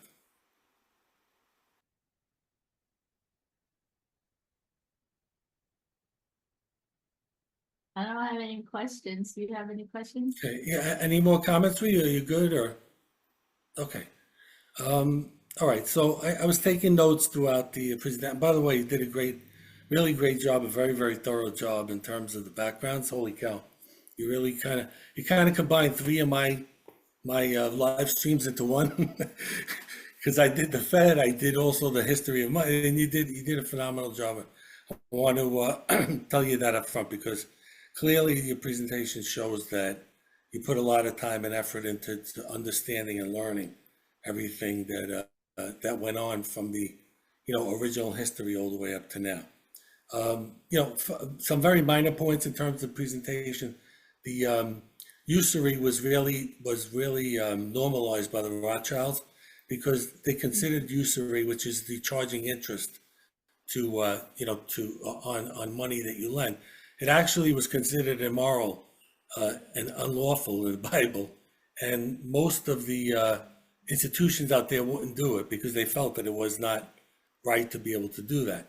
The Rothschilds had no problem doing that because that's how they made all their money. Nobody else was charging interest, so they basically charged the entire world interest, had no problem. Although the laws themselves for the Jewish population, and we've talked about this in chat, that they don't charge themselves interest, their people, but they charge the rest of the people of the world. And that was with like rocket mortgages, that people found out that people were getting interest-free mortgages. The Jewish population and the rest of the world was paying interest, and that came out as of recently. So, they were the ones that really normalized the usury, and that's how they really got rich. That's how they made all their money, by lending money to governments and people with interest to be paid back. So, that made them extremely, extremely wealthy. In terms of the central banks, it's kind of a minor point again. The Bank of Sweden was considered the oldest central bank, but the central bank definition really look at is privately owned central banks, meaning that the private community owns it, and then they lend money to the government and all the people. And actually, the Bank of England was the first privately owned central bank. So you would, from the technical definition of what we look at, you would say that was really the first one, because the Sweden one was older, but it was owned by the state actually. It wasn't privately owned. So just wanted to clarify that as well. We talked about Lincoln and the greenbacks and stuff, and the purchasing power. The chart was great with the drop in purchasing power from when the Fed started, and you had it down to 5 cents. It's actually now down to 3 cents, and it would have continued on to, as you said, 0 cents had the system been able to continue on and not be changed from where it is right now. And lastly, from the agreement in terms of Saudi Arabia and the United States, they actually had a public agreement called the petrodollar agreement, where they would agree to to use the U.S. dollar it was for a 50-year period of time. It just expired actually this year because it came in 1974, and as you saw recently, Saudi Arabia said we're not renewing that because they know what's coming, and they know that the dollar is going to be gone, and they don't fear retribution from us because we have no more control over the monetary system of the world. So that there was a public, and there was also a secretive agreement, as you mentioned, which was really to buy treasuries from us in order to be able to get military protection, and that was part of the original agreement. So you're kind of right in terms of it was a secretive agreement as well as a public agreement, but the public one is the one that expired recently, and that's really the most important thing, because Saudi Arabia was a huge user of dollars because of their, their energy output. So they and China and Russia pulling away from the dollar means it's definitely finished overall as the world's reserve currency. Okay, so, but again, you did a phenomenal job in terms of all the information. You really loaded it up with a lot of information and a lot of good points. One of the really good points that you made was, people talk about it as a banking cabal, but you're right, it's a cartel. That's exactly what it is. It was a banking cartel to be controlled by a limited group of secret societies and people to run everything. And that, and so this will kind of transition into the next thing I want to talk about, which you had good intentions from the standpoint of what the Basel Accords were, because you were thinking as a good person that, their intentions were good and they were starting to take down the black hats. Unfortunately, that wasn't the case initially, but it was later, which I'll kind of go into. But, you want to premise this by the fact that, look, when they started the Federal Reserve Bank, the whole intention really was to create a new world order, okay? That's from the 1700s with the pyramid and the eye, and, that's been around for centuries, that they wanted to have a one world government, a one world monetary system, one world religion. So they wanted everything to fall under one umbrella, that they would run everything. They would run, because again, if you control, as you said with the Rothschilds, if you control the money box, you control the world. You can buy politicians, you can buy the media, you can buy anything. So, the first step for them was basically to take control of the monetary system, which was really illegal because only Congress had the authority to issue money, and money was really gold and silver. That's constitutionally what we were authorized to do, but they did it in an illegal way, and they got away with it, obviously, and because of the money that we owed them. They forced us into allowing them to do this whole central bank thing. So the first step was getting, in terms of a new world order, was taking control of the money, because again, that's worldwide, not just here, but because money controls essentially everything else. So after having done that, then, and this is kind of a side note, they formed the Council of Foreign Relations in 1921, which was to take over all foreign policy under one umbrella by one group for, all the world that we dealt with. And the Council of Foreign Relations include people like Hillary Clinton, Rumsfeld, all the criminals basically were members of the Council of Foreign Relations. So then you have the monetary policy all under one umbrella. You now have all the political and the policy, world policy, under one umbrella. So you kind of got two stages of what they were looking to accomplish. And then the big real thing was the Bank of International Settlements. That was kind of the last hurrah for that. That was really the pinnacle of their plan was, and we'll go into that. The formation was actually in 1929, which coincidentally was the year of the crash. The stock market crash and the Great Depression, they happened to come out at that time. But they officially were started out of Rome, which is interesting because you mentioned the Vatican. Really, the Vatican ran the world, actually. They were superseding every other DC and Bank of England and all that stuff. They ran the world literally, and they owned the whole entire world. So the charter for the Bank of International Settlements was from Rome in 1930, and that was the pinnacle of their plan. The central bank of banks, the central bank of the central banks. That's why they formed it.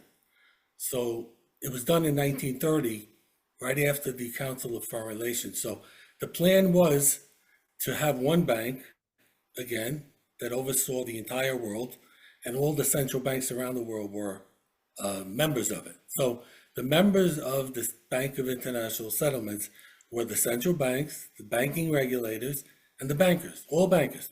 Everything was bankers. So I don't know if you want to comment or not on it, but that was their. I have a question.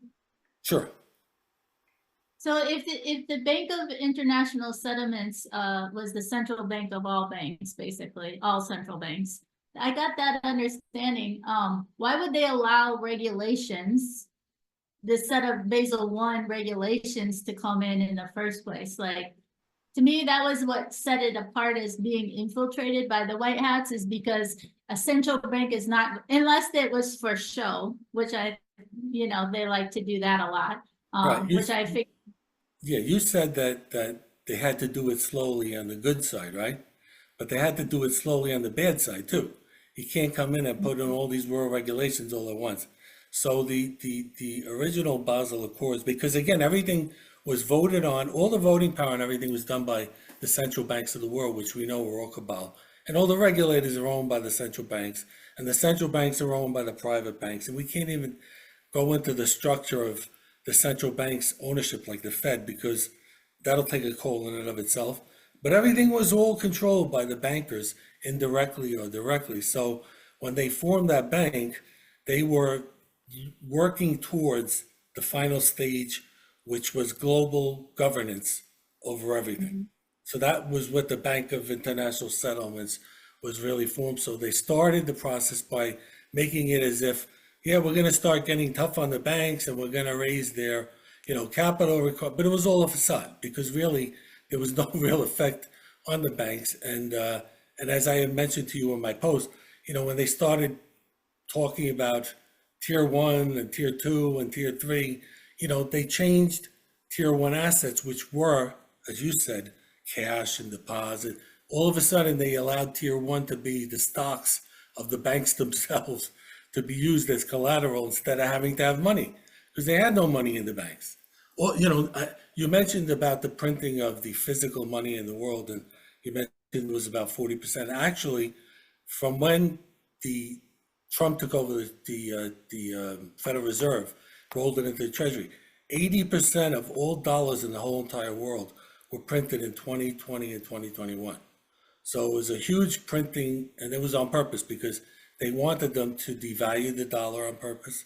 They wanted them to blow their bank balance sheets up, because they owned all these bonds that were intermediate bonds. And when you raise interest rates, you destroy the value of those bonds. So they forced all the banks around the world, not just the central banks, but all the banks, to basically buy these bonds, knowing that they were going to blow themselves up as they raised interest rates higher. So you destroy the capital, and then on top of that, they made them print out multitudes of dollars to devalue the dollar, causing inflation. So it was one big plan. But the basis of what you were saying in terms of why they started the original Basel Accords, and you were right, it became white hat on three, not on initially on one. They were bad on one, with the intention of, okay, little by little, we're going to gain control over everything. Then they went to two, and they made like, okay, we're going to make it a little more high quality assets. It was all again a facade. And then three, so go ahead, I'm sorry. how would that benefit them to set the Basel 1 and 2? How would that benefit the white or the black hats to put those regulations into place? Because it gave the impression that they were really regulating the banks and being tough on the banks, when it really didn't have any effect on the banks. So it makes it look. It was just for show. But Yes, yeah. Just to show we're getting tough on the banks, and, we're gonna really, this is big. And, 2008 was manufactured by the banks, that whole crisis. The reason was because they wanted to say, okay, look what happened to the whole world. Basel 1 didn't work, Basel 2 didn't work.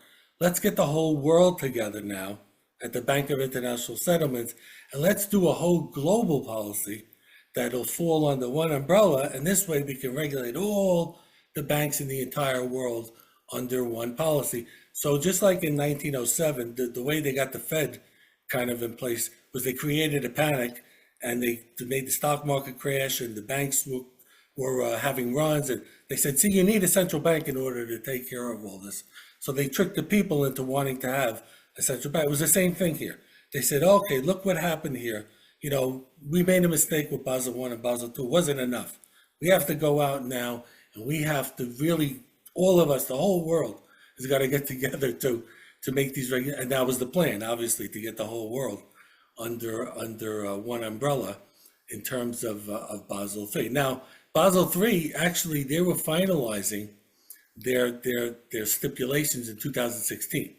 And the stipulations were not what you mentioned in terms of what they're doing now tougher capital requirements, money has to be, you have to have certain amount of real world asset. That wasn't the plan initially. They finalized it with favorable conditions to them to be a worldwide standard because they thought Hillary Clinton was going to win the election. So they figured, okay, now we got a worldwide banking, we're all set. We got all our rules that will benefit us and continue making us money in perpetuity. And, once Hillary Clinton is in, we'll have the ability to finalize the thing. But then Trump won. So if you look and go into the history of Basel III, 2016 was supposedly finalized. As soon as Trump got in 2017, changed everything.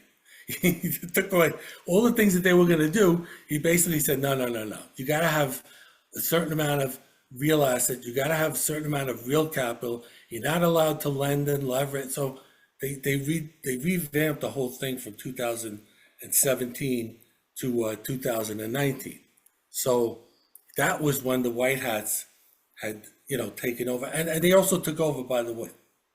The Bank of International Settlements was taken over also by the White Hats, because you see that today they're the ones that are putting out all the tests and the CBDCs of asset-backed currency and everything. They're doing it all.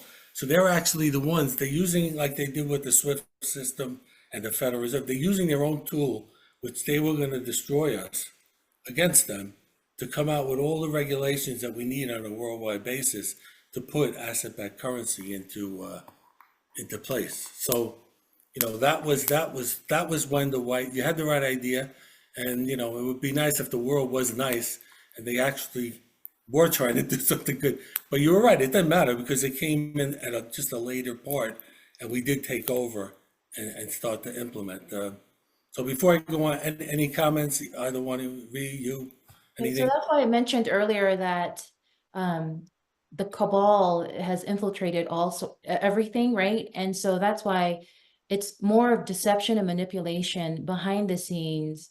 And they're showing people this is a good thing, this is a good thing, and they're trying to put regulation in place. But in actuality, they're doing something behind, and they're even getting more money. It's benefiting them instead of benefiting the people, like it's always does. It It's benefits. always that, yeah, and it's always is the impression they're doing it for like our benefit, We're gonna help you guys, we're gonna get tough on the banks, and we're gonna get tough, and in 2000 and after the crash in 2008, aside from these world regulations that they were gonna do, they said, oh, we gotta have much, much stricter laws on the financial industry, and that's when the Dodd-Frank laws came into place, which they said was for regulating the financial industry so we don't have these crashes anymore. But within the Dodd-Frank rules, that's when they slipped in that when a bank has trouble, we can take all your money and that becomes part of the assets of the bank.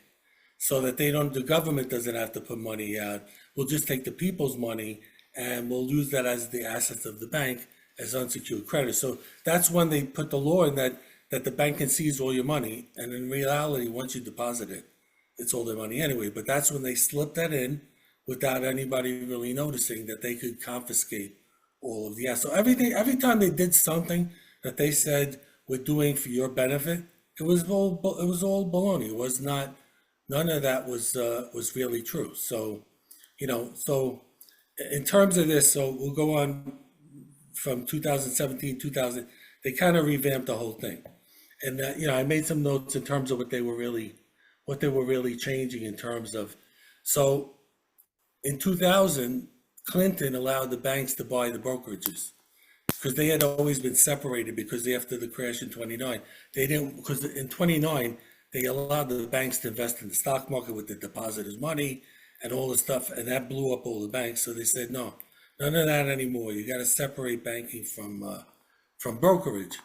But then in 2000, Slick Willie decided, okay, let's now allow them to basically buy the brokerage firms. And then, you started to see a consolidation of insurance and brokerages and, like Citibank bought Travelers and then they bought Smith Barney. And so they were consolidating because they wanted to control every aspect of our lives, financial, your insurance, your investments, your deposit, everything, again, under one umbrella. So, and in 2008, they solidified that because had they not put money into the system, then every single bank on Wall Street, every single investment bank would have been out of business. There would be no Wall Street in 2008. And they knew that. So they said, okay, Bank of America, you buy Merrill Lynch, and,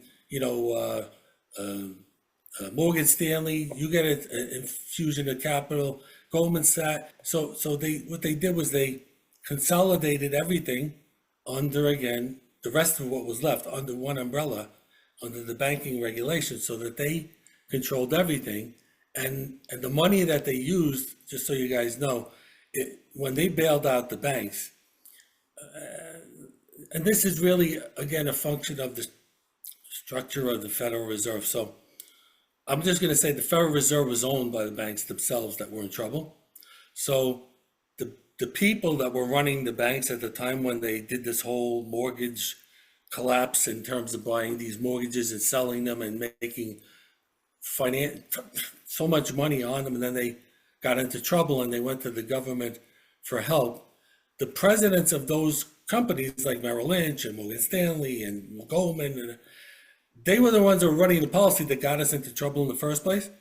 They also were the directors of the Federal Reserve banks who vote on where to send money to help bail out themselves. So $4 trillion, it wasn't 1.6 trillion like they said, or 2 trillion. It was $16 trillion, 4 trillion of which Jamie Dimon and Jeff Immelt of GE, they directed 4 trillion of that bailout money to themselves because they were the directors of the Federal Reserve Bank. So they decided where the money should go, and it just happened to go to their companies, in terms of bailout money. And it wasn't to bail them out, it was just to make them even bigger. As you know, the Citibank, Bank of America, all these banks that were supposedly in trouble, they're bigger now than they've ever been. So they call them too big to fail, but they're going to fail because we're going to be taking them down in terms of what we're doing. So, so any comments or anything before I don't want to monopolize the whole call here, but we have to get the right intel out to the people.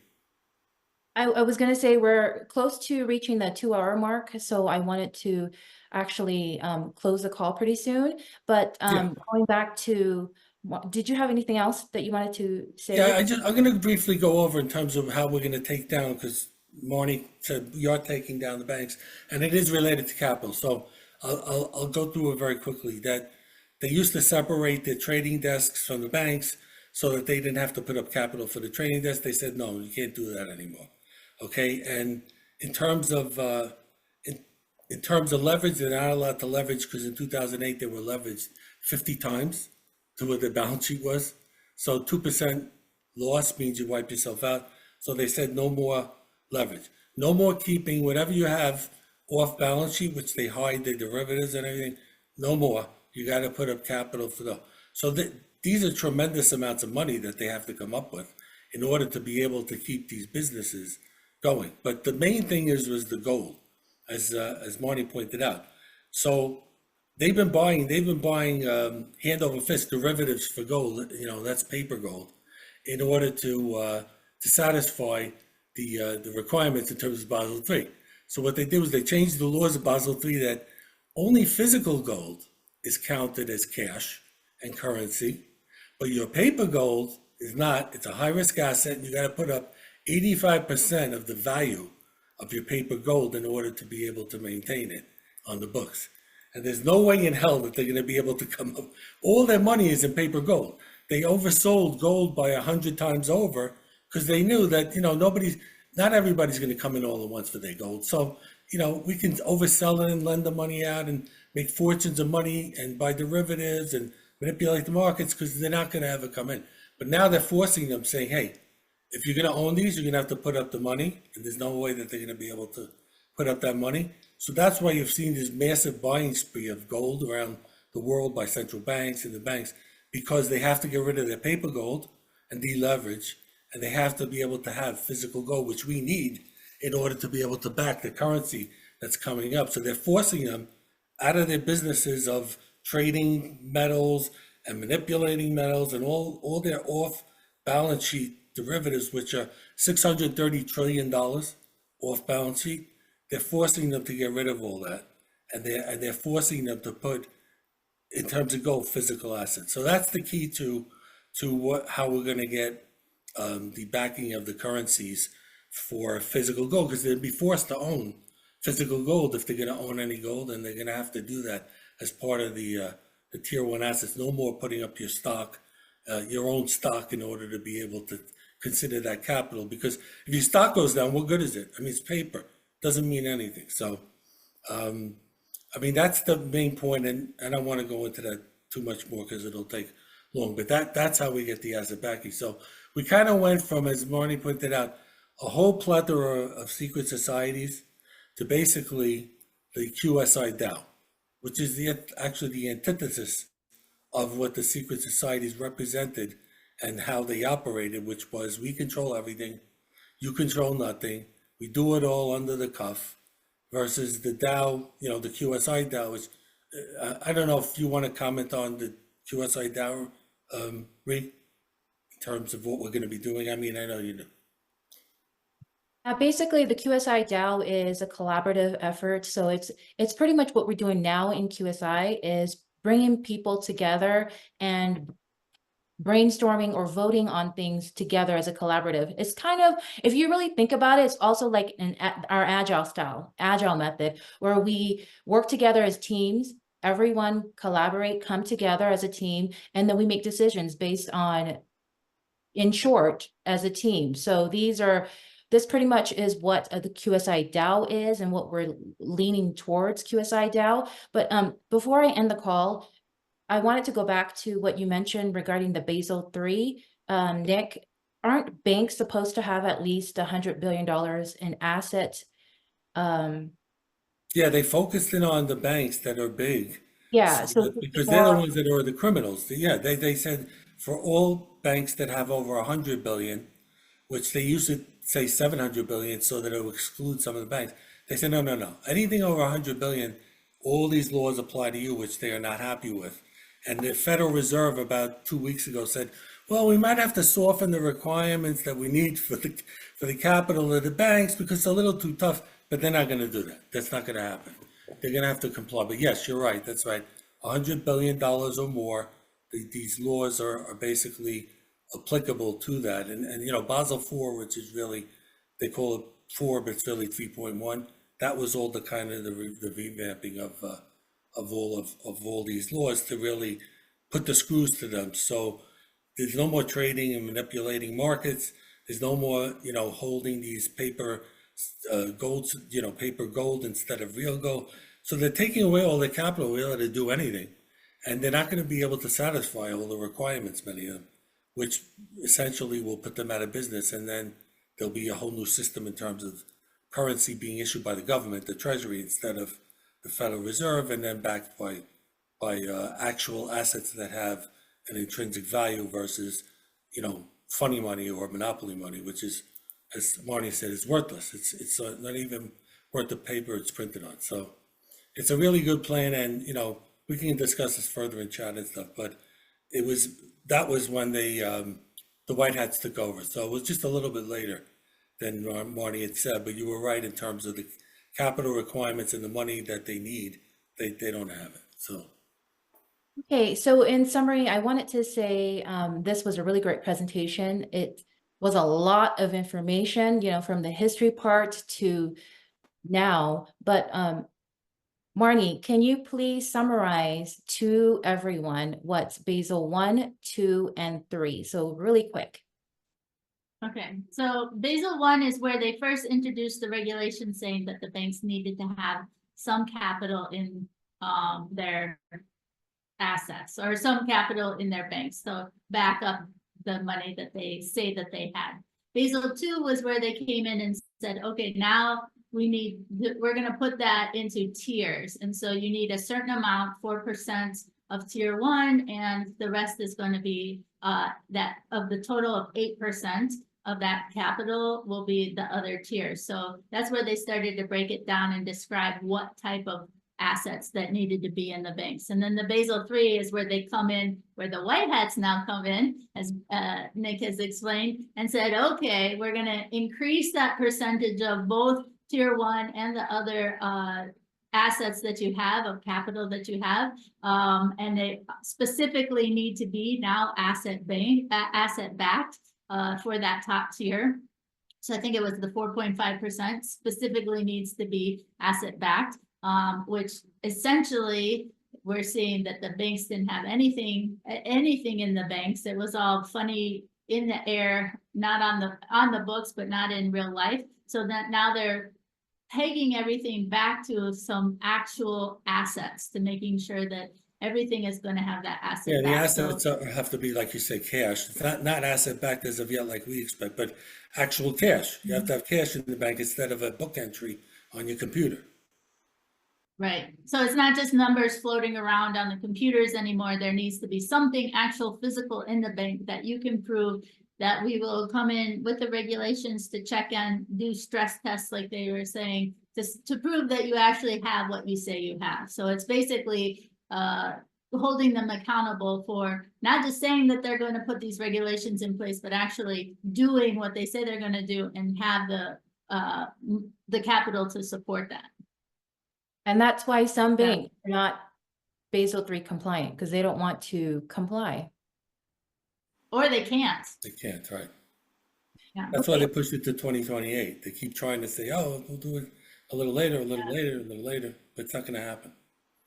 So with that being said, we're going to end the call pretty soon, but I wanted to let the members know that we're going to post a replay either tomorrow or on Wednesday. And when the chat closes for a couple of hours on Wednesday, I would ask if you can go back to this recording along with Marnie's presentation and all of the resources that she's done using for this presentation.